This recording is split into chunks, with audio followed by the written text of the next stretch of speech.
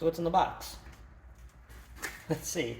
So this is, I'll tell you, I ended up wanting to put a computer on my road bike. That's right, the Ozark Trail G1 Explorer. So went on Amazon. It's Black Friday deals right now, so I wanted to take advantage of it. So this is actually a pretty good deal. Normally this is about $300 for this whole kit that I got. It's from IGPSport. This is the 630. So it's going to come with the mount right there. So that's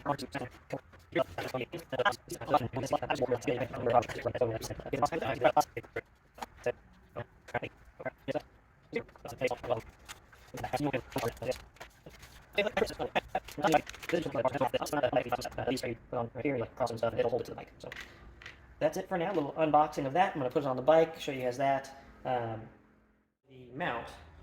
mount itself, it's a Garmin mount style apparently.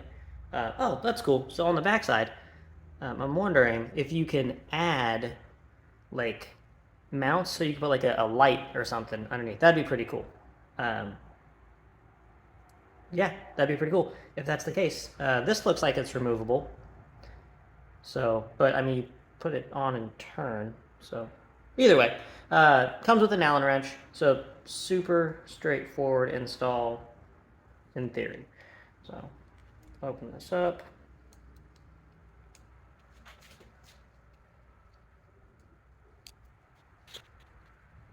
That's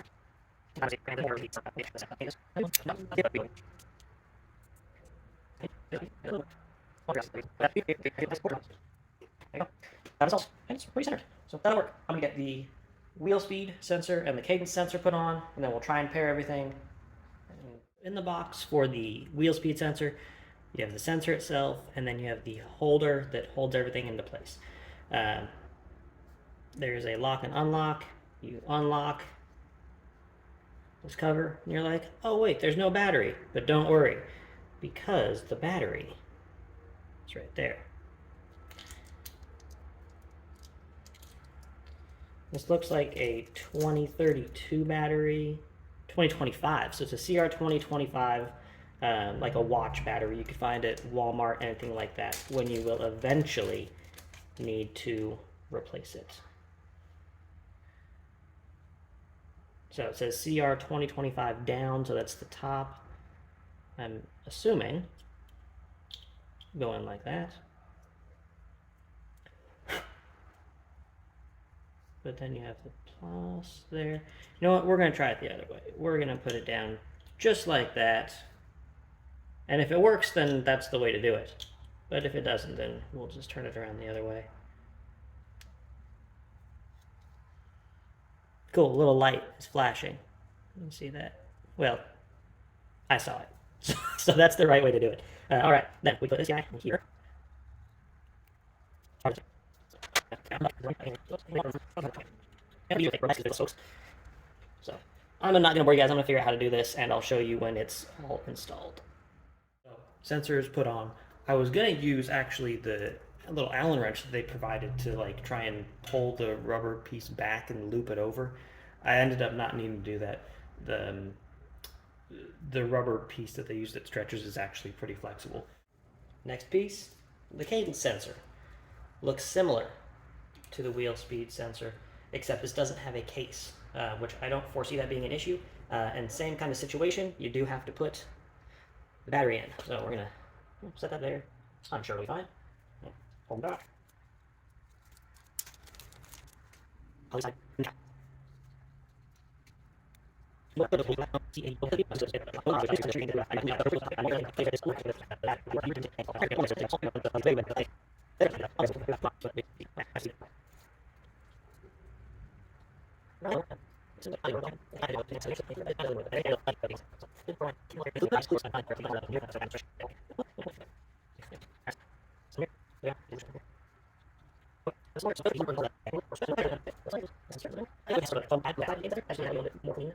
Overall install, but this is going to work just fine. So next, I guess it just kind of comes down to pairing everything. Because cadence sensor's on, wheel sensor is on, computer's mounted.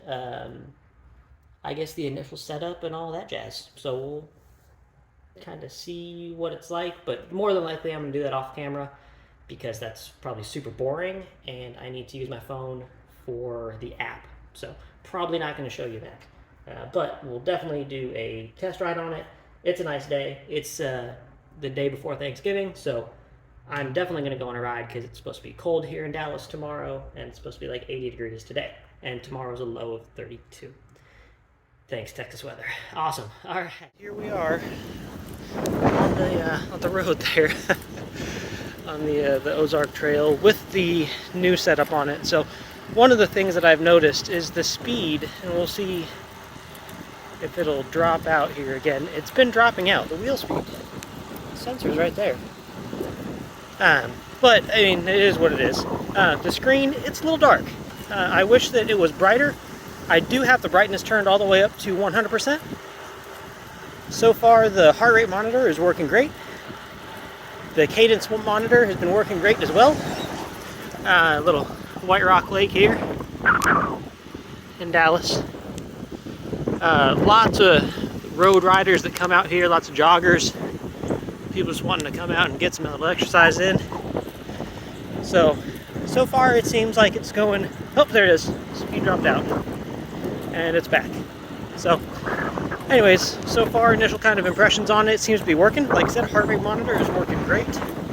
And the cadence sensor, which is right there, it's working great. A lot of different options for screens. There's the map. Sorry, it is pretty windy out here today. You see a speed dropped out again.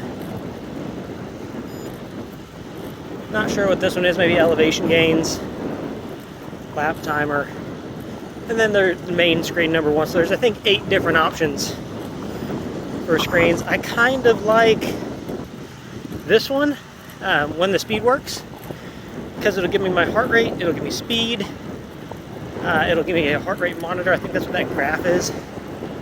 I'm going to try and go around and play with some of the settings, because I believe you can in this, just to see if it gets any better or how I can tweak it. But all in all, I mean, it's $179 just on Black Friday, so far so good. I'll report back. Okay, so I just got done with my ride. Check this thing out.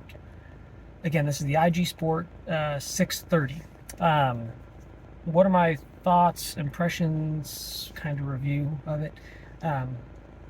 I think that it did okay. A lot of the time, the speed dropped out. I'd say probably 25 to 30% of the time the speed dropped. There is a firmware update for this thing. I'm going to do that. Hopefully that resolves that issue. Cadence sensor was 100% spot on. Same thing goes for the heart rate monitor. That was 100% the whole time. I had no issues with it. It never dropped too, so it was good. Like I said, the speed on this thing, it dropped out probably 25 to 30% of the time that I was riding. Like when I wanted to know how fast I was going, it didn't say. All in all, I think it did well. I did use the navigation portion, or the map portion of it at least, and that worked just the way that I would expect. So all in all, I mean, if we're rating out of 10, I'd probably give it a 7, maybe 7.5. And it might seem critical, but you know, in this day and age, even though this is a Chinese GPS speedometer thing, I feel like speed dropping out should be a non-issue. Like I look at it like a TPMS sensor in cars. Those have been around for over a decade now.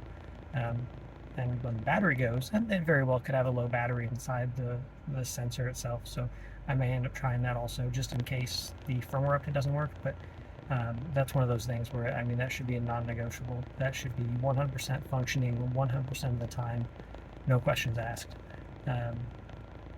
But that being said, for $179 for what I paid for it, is it worth it? Yes.